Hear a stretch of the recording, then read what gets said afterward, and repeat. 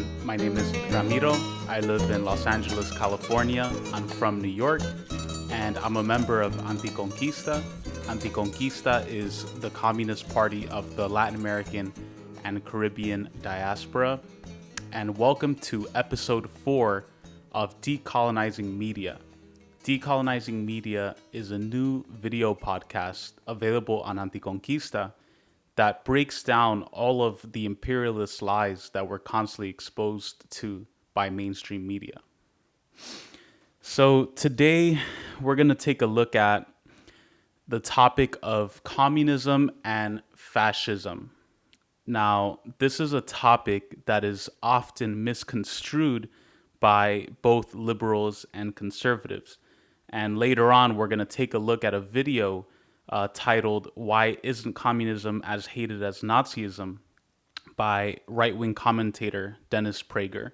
Dennis Prager, as some of you may know, has a channel on YouTube called PragerU that basically serves as a foundation for anti-communist propaganda. So we're going to be taking a look at that video. And before going into the video itself, I just wanted to make a few quick points about communism and Nazism or fascism and why they're not the same. People in mainstream media and academia often try to compare communism and fascism as one and the same when they're completely opposite. You know, they say the Nazis in Germany who were advocates of fascism were socialist because the name socialist is in the name of the party. The long name of the Nazi party is the National Socialist Party of Germany. You know, and that's one of the reasons why people try to claim that Nazis are somehow socialists, which is complete nonsense. National Socialism is not socialism or communism, period. It's the complete opposite, actually. You know, so before we move on, let's get our terms right. Let's define what exactly is socialism, communism, and fascism, because I think that's an important part of understanding the language that's used in the video that I'm going to show you in a bit, but also the language that we hear from professors and journalists about communism and fascism being the same, which they're not. So socialism is defined as a political and economic theory of social organization that advocates that the means of production, distribution, and exchange should be owned or regulated by the community and the people as a whole. And so we've seen examples of socialist countries, mainly the Soviet Union, the People's Republic of China, the Democratic People's Republic of Korea, aka North Korea, Cuba, Vietnam, and we see to a lesser degree Venezuela and Bolivia. So that's socialism. Socialism, it means the means of production. Things like banks, railroads, hospitals, technology are owned by the working class, the working people who form the majority of society's wealth. Workers produce the wealth in society. And so the wealth of the society should be run and managed by workers. Communism is a political theory derived from Karl Marx and others advocating class war and leading to a society in which all property is publicly owned and each person works and is paid according to their abilities and their needs. Communism is the stage after socialism. Socialism is the transition from capitalism to communism. Socialism is an intermediary stage, as Lenin described it. Under socialism, the means of production are owned by the workers, but are still in class struggle with the ruling class, or the bourgeoisie as they're known. Under socialism, some elements of capitalism exist. So that's important to mention off the bat. Marx and other communists have explained that no economic and political system is infinite. The same way that slave society rose and collapsed, the same way that feudalism rose and collapsed, the same will happen with capitalism. Someday, capitalism, which is an economic system based on private property, wealth, and private ownership of the means of production, it will collapse, just like every other system. Just, there's that great Hector Lavoe song, Todo tiene su final, everything has its end. And I think it's obviously it's not political, but it's just a great way to explain systems in general. Everything has its end, and so will capitalism. And Marx predicted that socialism and communism would follow capitalism because of the class struggle within capitalism. The rich are getting richer, the poor are getting poorer, and eventually the poor of the world are going to rise up and take back the wealth that they've produced from the parasitic capitalist class. And so that's why Marx and others predicted that eventually capitalism would collapse and socialism would come about. At some point, capitalism, it's going to come to a crisis that's going to bring it to a grinding halt. Even this week, we see some really bad numbers coming out of the stock market. Capitalism is in constant crisis, constantly booming and busting. And so it's inevitable that it'll collapse. And so a lot of times what happens under periods of crisis in capitalism, is you have the rise of fascist sentiment or fascism. Fascism is a political philosophy, movement, or a regime that exalts nation and often race above the individual, and that stands for a centralized autocratic government headed by a dictatorial leader, severe economic and social regimentation, and forcible suppression of opposition. The most poignant examples of fascism were Nazi Germany and imperialist Japan, and also Italy under Mussolini, where the wealthy are still in power in the country, and they implement a sense of racial or national superiority over other oppressed groups. You have the case in Germany, for example, communists, Jewish people, LGBTQ people, Roma people were persecuted. Same in Italy, same in Japan with other Asian countries.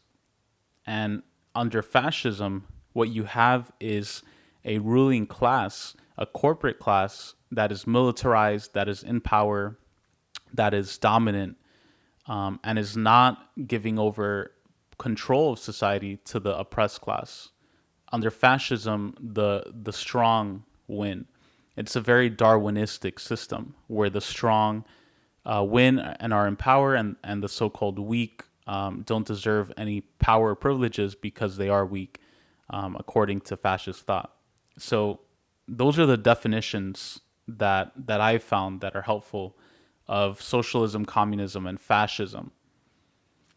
Fascism is clearly different from socialism and communism through its economic base. As I mentioned before, fascism promotes corporate control of the state, a centralized state, in favor of the rich, and socialism favors the poor and the working class. So those are the definitions that I wanted to clear up first before moving forward with this video from PragerU, Dennis Prager. So without further ado, let's take a look at what he has to say about communism and fascism.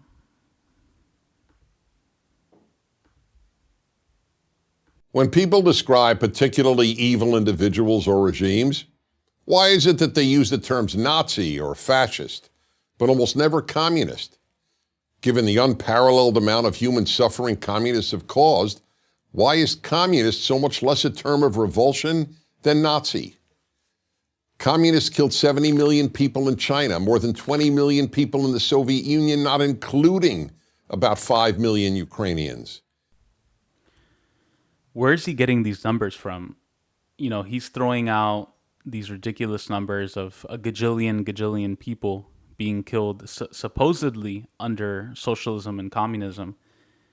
One of the main sources of these ridiculous numbers about the alleged victims of communism comes from a book called The Black Book of Communism. Black Book of Communism was written by numerous authors, a lot of right-wing Eastern European and former Soviet dissidents who were basically funded by U.S. academia to carry out anti-communist propaganda with the Black Book of Communism. I was about to call it the Little Black Book.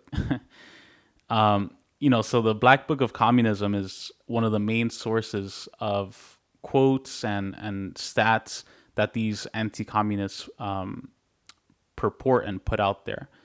The Black Book of Communism has been exposed on numerous occasions for inflating figures that were listed in the book. It counts, like, this is something I found online that I thought was interesting. I'll include the link in the description. It says the Black Book of Communism counts the following as victims of communism: Nazis and their collaborators who were killed by the Soviet Union during World War II, people who died in the 1921 Russian famine, which was caused by drought and not socialist planning, other hunger-related deaths caused by the Nazi war against the Soviet Union, and many other incidents that were dishonestly attributed. One of the authors, Nicholas Wirth, admitted in an interview that the allegations of a death toll being so high for communism was non-clarified and unjustified. This is coming straight from his mouth. And later on, he admitted that 15 million deaths by the Soviet Union that were attributed to the Soviet Union were seemingly pulled from thin air. And it just so coincided with the number of Nazi soldiers that were killed in World War II by the Soviet Union. So what you see is that in the Black Book of Communism, where Dennis Prager and other anti-communists get their information from, is you see an inclusion of Nazis and Nazi collaborators in the death count as being treated as victims of communism. In my opinion, the Nazis and Nazi collaborators deserve to be killed. It also the Black Book of Communism also completely ignores external factors such as sanctions, foreign military intervention, and planned destabilization of socialist countries. From immediately after the Soviet Union was organized and the People's Republic of China was organized, Western powers and imperialist powers were already invading and trying to destabilize the country. Same as is happening against Venezuela right now, and also has been done to Cuba, where the Western powers try to create certain conditions that will create crisis in those socialist countries in order to blame it on the leaders and socialist economics in general, with food hoarding, with funding of opposition right-wing groups that are destabilizing socialist progress. It takes many forms, and this is a classic example of how capitalism seeks to undermine socialism and then blames socialism for all of the problems created by capitalist intervention. And yes, the Soviet Union and China did kill people, but again, most of them were German fascists or Japanese imperialists who were invading their countries. Do they not have a right to defend themselves against invaders? And you have the fact that a lot of Western historians have been proven to inflate numbers of people killed in the Soviet Union and China in order to make sure that they get certain grants or certain teaching positions in academia, because academia is run by Western countries with an anti-communist agenda. It's that simple. And there's another issue with the death count of the Soviet Union and China that they try to slap it on socialism. Famines are not man-made. Most of the time, they're environmental. Famines, it's not like Mao or Stalin had some secret, magic spell where they can control the weather and purposefully kill people who didn't fall in line with their ideas. That's complete nonsense. That doesn't make sense at all.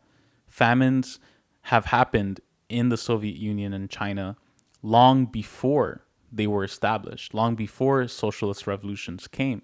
You have famines going on to this day everywhere, all over the world, and a lot of it is because of the environment. So that's something to keep in mind, is when we see these figures that they're just throwing out there, we have to question the validity of those numbers, where they come from, who are those people who were killed, etc. and almost 1 out of every 3 Cambodians. And communists enslaved entire nations in Russia, Vietnam, China, Eastern Europe, North Korea, Cuba, and much of Central Asia. They ruined the lives of well over 1 billion people. So he said communists enslaved entire nations. How would it be possible for a small group of communists to enslave millions of people in a country and say, hey, we're going to be socialists now? Like, does that make any sense whatsoever? He ignores the fact that communist movements in all of the countries he listed were popular movements. They were revolutions. They were mass organizations of the people. You know, in Russia, you have the Soviet Union, the Bolsheviks, who fought against Tsarism. In Vietnam, you have the Viet Cong, which fought against French and U.S. imperialism. In China, you know, the Communist Party of China fought against Japanese imperialism and also right-wing nationalists. In DPRK, North Korea, they fought against both the Japanese and the Americans. In Cuba, they fought against the right-wing, wealthy, white, former slave owners who were exploiting and destroying Cuba as a whole. So these weren't just random groups of communists who just one day build a giant fence around the country and were like, you can't leave, we're all communists now. That makes no sense. Obviously, these were mass movements. These were moments when the majority of the people in these countries were tired of capitalism and created a new movement and a new system that is reflective of their interests as workers, as women, as indigenous people, as black people, as oppressed classes in general. So why doesn't communism have the same terrible reputation as Nazism? Reason number 1, there is, simply put, widespread ignorance of the communist record. Whereas both right and left loathe Nazism and teach its evil history, the left, and I'm talking about the left, not traditional liberals like Harry Truman or John F. Kennedy, has never loathed communism. And since the left dominates academia, almost no one teaches communism's evil history. He says the left dominates academia. That's complete bullshit. I dare you to go into your economics or politics department if you go to university or college and ask professors, are you communists? Like, I'll guarantee you that most of them will say no. Reason number 2, the Nazis carried out the Holocaust. Nothing matches the Holocaust for pure evil. The rounding up of virtually every Jewish man, woman, child, and baby on the European continent and sending them to die is unprecedented and unparalleled. The communists killed far more people than the Nazis, but never matched the Holocaust in the systemization of genocide. The uniqueness of the Holocaust and the enormous attention rightly paid to it have helped ensure that Nazism has a worse name than communism. Of course, I agree that Nazism, fascism, and the Holocaust were horrible things, but he completely ignores the murders that have occurred under capitalism in huge numbers. What about the millions of Africans who were killed by European colonization, like the Belgians, the Germans, the Italians, the French, all the people, the millions of people who died in Africa because of European colonization? What about the millions of Indians who died under British rule because of planned famines, planned food hoarding, planned incidents that led to Indians being killed en masse? What about the millions of indigenous people who were killed by Spanish colonists, and the Western powers during the 16 and 1700s?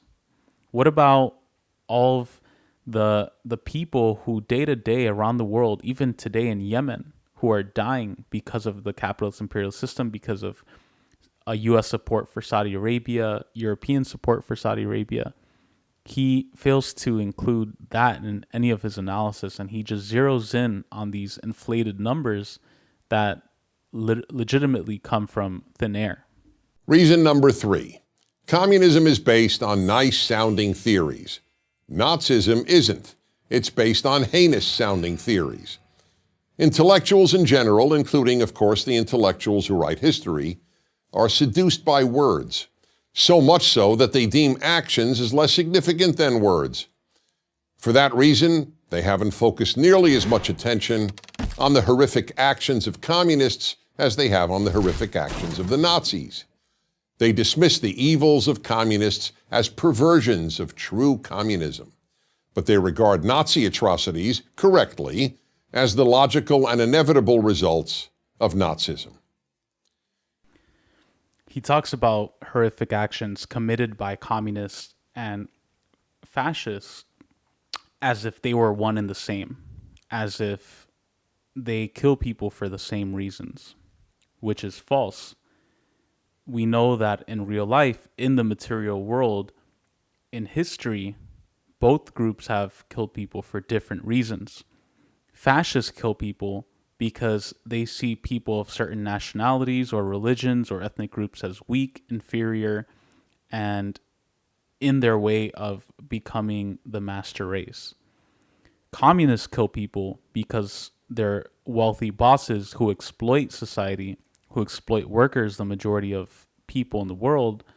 And communists kill people because they are attacking them, because imperialist countries like the United States, UK, Japan have come into their lands, have invaded and attacked their people, and the communists are just trying to defend the workers, are trying to defend the oppressed classes who are under attack by fascists and capitalists. It's not like people like Lenin or Mao or Stalin woke up and just decided to go on killing rampages to make a name for themselves or to scare people. Communist movements have killed people because they are against the interests of the majority of people. They are against the interests of workers, of women, of indigenous or black people, LGBTQ people. That's why communists kill people. Fascists kill people for the opposite reasons. Reason number 4. Germans have thoroughly exposed the evils of Nazism, have taken responsibility for them, and have attempted to atone for them. Russians have not done anything similar regarding Lenin's or Stalin's horrors. To the contrary, Lenin, the father of Soviet communism, is still widely venerated in Russia. And as regards Stalin, as University of London Russian historian Donald Rayfield puts it, quote, people still deny, by assertion or implication, Stalin's Holocaust, unquote. Even less so as China exposed the greatest mass murderer and enslaver of them all, Mao Zedong. Mao remains revered in China. Every Chinese currency note has his picture on it. Until Russia and China and Vietnam and Cuba and North Korea acknowledge the evils their countries committed under communism, communism's evils will remain less known than the evils of the German state under Hitler. He wonders why Lenin, Stalin, and Mao are still popular in China and the Soviet Union. Well, all you have to do is look at history to see why that is. It's not like these are brainwashed people who, just support these so-called tyrants and dictators because they're scared or etc. These are figures and leaders that are highly revered by the Soviet or former Soviet people, the Chinese people, etc., and in Korea as well with Kim Il-sung. Without Lenin, Tsarist Russia would still be a threat and would have still existed in the country, and the country would function under a monarchy where pogroms took place regularly. Pogroms were basically these huge public mass executions of Jewish people of oppressed nationalities in Tsarist Russia and communists who were against Tsarism. And Tsarist Russia was really bad. If you want to talk about poverty and death and violence, look at Tsarist Russia. That's where the real violence and poverty occurred. And after Lenin and Stalin took power with the Bolsheviks and the Communist Party, they transformed Russia from a feudal, poor society to the second world power and, the biggest socialist world power, where there was electrification of the Soviet Union. There were railroads built, factories, steel. Workers owned the means of production. And let's not forget that without Stalin and the leadership of Stalin in World War II against the Nazis, the Germans would have taken over the Soviet Union and killed more people, pillaged more areas, taken resources, and would have become even stronger. Stalin and his leadership were responsible for defending the Soviet Union from Nazi Germany. Let's not forget that at least 20 million Soviet soldiers died in the fight against Nazi Germany. The biggest death toll. It wasn't the US, it was the Soviet Union under Stalin. I think even Stalin's son or a relative of his actually died fighting the Nazis. So it's just ridiculous that Dennis Prager is comparing them. And without Mao, the Japanese would have terrorized China even more. They would have stolen more land. They would have annexed China as they were planning to and already doing in places like Manchuria. So these people are obviously, you can't compare them to Hitler.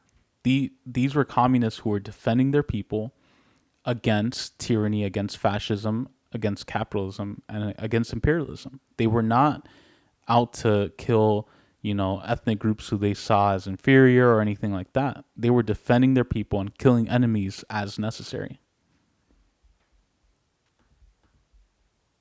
Reason number 5. Communists murdered mostly their own people. The Nazis, on the other hand, killed very few fellow Germans. World opinion, that largely meaningless and amoral term, deems the murder of members of one's own group far less noteworthy than the murder of outsiders. That's why, for example, blacks killing millions of fellow blacks in Africa elicits almost no attention from world opinion. And reason number 6. In the view of the left, the last good war was World War II, the war against German Nazism and Japanese fascism. The left does not regard wars against communist regimes as good wars. For example, the American war against Vietnamese communism is regarded as immoral, and the war against Korean communism and its Chinese communist backers is simply ignored. So he complains about the fact that the left sees the U.S. war against Vietnam as immoral. Of course it was immoral. The whole U.S. invasion of Vietnam was horrible. It was destructive for the Vietnamese people. There's still people in Vietnam today who are sick because of things like Agent Orange and all these pesticides and bombs that were dropped on their area. Do you know how many people have died in Vietnam because of, and also Laos as well, because of bombs and landmines that are still in the area that were planted by the United States? The U.S. war against Vietnam was an imperialist war. There's nothing to be proud of for that. And he also complains about the fact that the U.S. doesn't get enough credit for fighting North Korea. Let's keep in mind that the United States killed over 3 million people in the Korean Peninsula between 1950 and 1953, all because they wanted to curb the so-called threat of communism. And it's just ridiculous. The U.S. has no reason to be in Asia to begin with. And so for him to complain about the U.S. not getting enough credit is just complete nonsense. So that's just a sense of what PragerU and other anti-communist media outlets and thinkers are putting out there in an attempt to compare communism to fascism. Communism and fascism are very different. They're completely opposite. Fascism is not communism, and communism is not fascism. And anytime someone tries to tell you otherwise, just remember that communists were the ones who defeated the fascists. Communists killed the Nazis. Again, the biggest death toll in World War II was of Soviets, over 20 million Soviets who died fighting the Nazis. They are not the same. So I just wanted to show you that video because it's a classic example of the kind of propaganda that we get making that duality, that comparison between fascism and communism. So again, this is episode 4 of Decolonizing Media, Anticonquista. Anticonquista is the Communist Party of the Latin American and Caribbean diaspora. Thanks to you all for listening and tuning in today. Make sure to check us out on social media, Facebook, Twitter, IG at Anticonquista. Check out our site, anticonquista.com. Shout out to Rich, one of our homies, our comrades, who redesigned the site. It looks beautiful. And so check out our site. We have some great articles up there. And my name is Ramiro. Again, this is Decolonizing Media, Anticonquista, and I hope to hear from you soon.